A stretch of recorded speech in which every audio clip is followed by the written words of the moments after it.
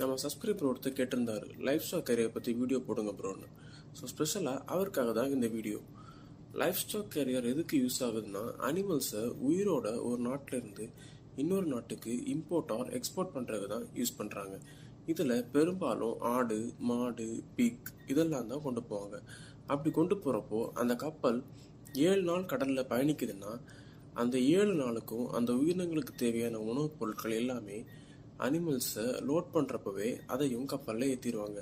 Life stock carrier பொறுத்த வரைக்கும் maximum எல்லா ஷிப்லேயுமே அனிமல்ஸை லோடிங் அண்ட் டிஸ்சார்ஜ் பண்ணி முடிக்கிற வரைக்கும் கண்டினியூவாக க்ரூ ஸ்டாண்ட் பையில் நிற்க வேண்டியது இருக்கும்.